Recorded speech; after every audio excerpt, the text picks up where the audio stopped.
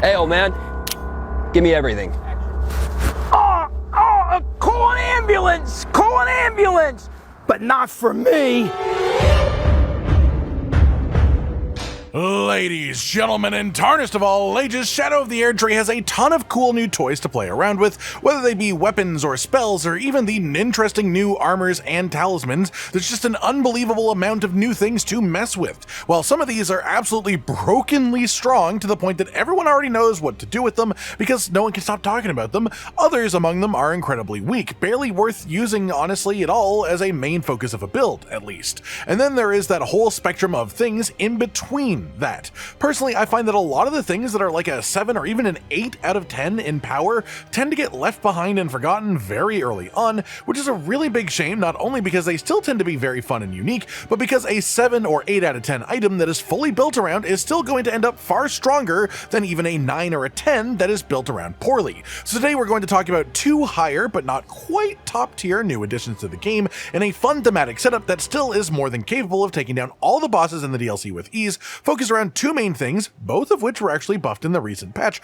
1.13. And these are also both of the rewards for the Saint of the Bud Remembrance boss fight, as these are both of the Remembrance reward options. The poleblade of the Bud unique weapon, which not only has the Guardian Sword Spear light attack moveset, which is blindingly quick and has decent poise on it as well, it also has a double attack spin heavy, which is relatively high damage for a halberd, not to mention that it also has a unique skill that was buffed pretty significantly in the recent patch, gaining a ton of hyper armor while you are casting it so that you just don't get knocked out of it as easily once you're up in the air. This skill also simply has a ton of movement, multiple weapon hits, and it leaves behind some rotten butterflies to pop for more damage at the end of it too. This isn't quite the strongest weapon skill, sure, but it is definitely situationally quite useful, and so we mostly use it as a movement tool and because of the height gain to avoid low attacks, and the poise just a cherry on top to let you use it instead of dodging smaller attacks. The other remembrance reward then is the Rotten Butterflies Incantation, and this was also buffed in the recent patch. This spell creates a load of butterflies around you that apply the boosted incant scaling Scarlet Rot, which is twice as strong as the version of the debuff that is applied by the weapon, and with the patch changes, even the actual setup animation that puts the butterflies in the air applies damage and rot too, so you are nearly guaranteed to get the Scarlet Rot applied on non-immune bosses in a singular cast. It does cost 48 FP to use that one time, so it is a bit hefty. It is physical damage, so it can't be buffed a whole lot, especially as despite being a long animation, it's actually not a chargeable spell. However, if you are knocked out of it early in the animation, as long as the butterflies have started to appear, the spell will still go off almost completely at full potency, which gives it some niche bonus scenarios worth casting it in, knowing that you would be thrown out of it, rather than just dodging and doing no damage. All that said, this build isn't busted like many of the things that we've been playing with recently, but it is extremely solid as an all-rounder. The Scarlet Rot makes any fight winnable quite easily by itself, as long as you are capable of dodging the attacks for a fair amount of time, and the weapon is just so fun to use in general too, honestly. So let's talk about the weapons for this build, the armor set, the talismans, the Wondrous Flask upgrades, and of course the spells too, followed by how we spend our level up points to reach the stat spread that you'll see of applying the damage in the footage, as well as just a bit of how to actually play with this and the buff cycle that you want to use before the fight. And of course, the usual caveat that I'll be assuming that you either already have or at least know how to get every part of this setup that is from the base game. Without further ado then, our main weapon is the Poleblade of the Bud. This is a pretty funky weapon requiring 22 dexterity to use, despite only having D dexterity scaling even at max upgrades, but the arcane scaling on it isn't too bad at all. Then we have our Sacred Seal to let us cast the incantation, and because of the stat split we are basically forced into in this build, the highest incant scaling seal that we have by far is actually the Dragon Communion seal. This actually hits 312 incant scaling in our setup, even though we aren't at all maxed out on its scaling stats, because the important soft caps for this seal are actually 45 arcane and 30 faith, both of which we reach and then surpass. Then we have our armor, and for the helmet you will want the Mushroom Crown Helm. This is a hefty piece of gear from the base game that gives you a 10% bonus to all damage done for 20 seconds after a poison or rot proc occurs nearby.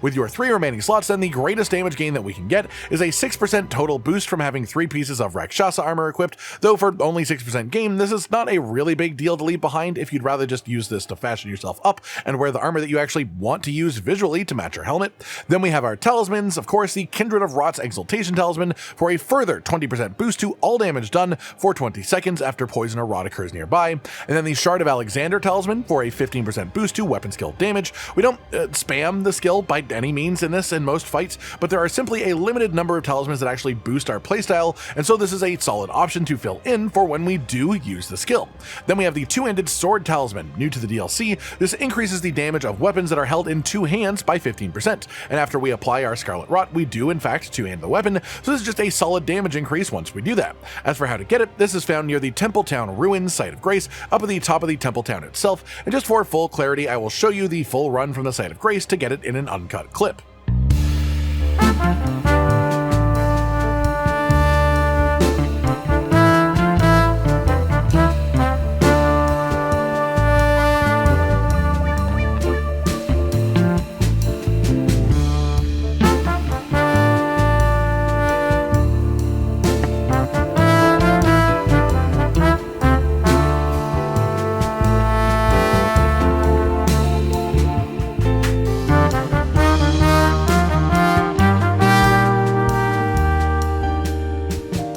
Past that, in our final slot, we have the Axe Talisman for a 10% bonus to charge attack damage, just because the charge attack is a relatively strong one, and anytime that you have the opening to use it, this boosts the damage a notable amount. Moving on, then we have our Wondrous Flask of Physic upgrades, which are relatively simple for this build, the Spiked Cracked Tear for a bonus to charged attack damage, further incentivizing its use in larger openings, and then we have in your second slot a choice to be made depending on your comfort with the fight. Bloodsucking Cracked Tear is a 20% general damage boost for 3 minutes after drinking, but it also applies slow but constant health drain to the player while active. It takes around 40 seconds for this amount of damage by itself to be equivalent to a Crimson Flask used, and so because this isn't our fastest setup, the fastest boss killer, this will actually take some effect before the end of most harder fights, and thus it will make a difference. If you are able to play around bosses with this regardless, it is just the best option technically speaking, but if you want something safer for the bosses that you are less comfortable with their movesets, you just go with the classic Opaline Hard Tier for a boost to damage negation to make you just that little bit tankier for the tougher fights.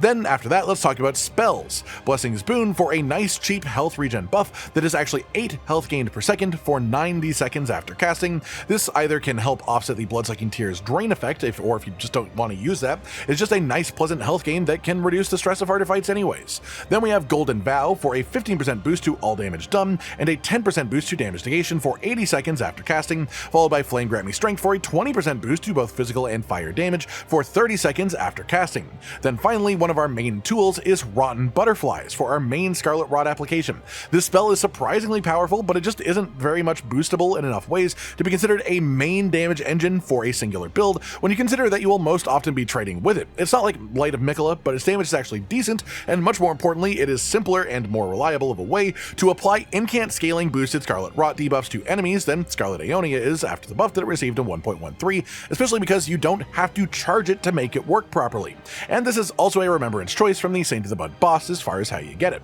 Then with all that covered, let's talk about the stats and the attributes that you actually want to have to back it all up and match what you've seen in the footage. First things first, 60 vigor so you don't get smushed into the ground from larger bosses, especially as we do trade damage with them occasionally with both the incantation and with the weapon skill. Then we go to 50 arcane, which is quite far from the soft cap of scaling with this weapon, but the gain from 50 to 80 arcane in this stat for this actual build is far less than the extra damage and comfort that we get from putting those 30 points elsewhere. That said, you need 33 faith to use all of our incantations, a slight awkwardness that is created by Rotten Butterflies being a faith requirement spell instead of an arcane one, but the weapon scaling with arcane instead of faith. But given that this incantation applies the twice as powerful version of Scarlet Rot than the weapon does, it is pretty undeniably worth having here, even aside from just, the theme of getting to use both of these things together, which is really cool in the first place. Then we need 22 dexterity to actually wield the weapon, 14 strength as well, and then 23 endurance to actually wield the full setup here without being forced to heavy roll. Then 18 mind is just enough to cast our 3 buffing incantations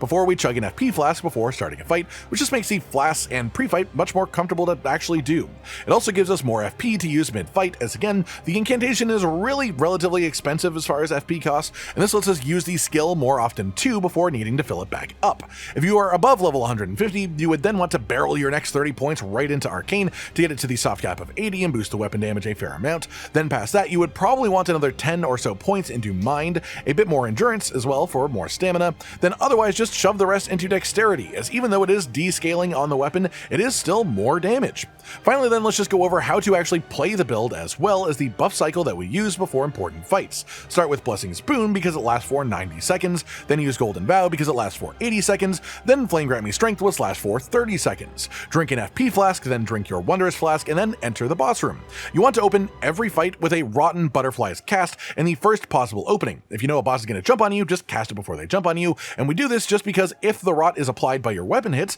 it will be half as strong as it would be if applied by the incantation version. That's just how Scarlet Rot works. So you always want to make sure that the rot itself is applied from the incantation before you start going all in with the weapon. And this applies to cutscene phase transitions too, which do clear their debuffs. Once you have this rot applied though, you want to two-hand the weapon and then use the light attacks for smaller openings, charged heavies for larger openings, and if you ever need to gap close or just are willing to trade with a less threatening incoming attack, the weapon skill is quite good for those purposes. But you definitely don't want to fall into the trap of overusing the skill because you will take more damage than you dish out. Just remember that it is a tool that you have at your disposal for certain moments where it applies. That pretty much does it for today then everyone. A full breakdown and guide to the proper Saint of the Bud Tarnished build, focused around both the remembrance rewards from Romania, the Saint of the Bud, which are definitely a touch awkward to pair due to the stat requirements of them, but as you can see it works out to be a genuinely very solid build capable of killing anything that you would need it to if you just sort of like the visuals or the theme of it all. I hope you've all enjoyed this then, and I hope you enjoy using it for yourself too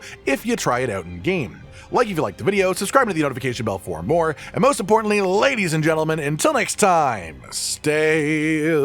sweet. Josh, Cotton, and Hollow with the videos, dropping the humor like a hammer on your tippy toes, bringing entertainment on a daily arrangement to take our insanity and turn it into entertainment. Yes, I said entertainment twice, to reiterate that it is nice to look into your faces on a mostly daily basis when you let us in your homes to make the whole world a stage. Goodbye.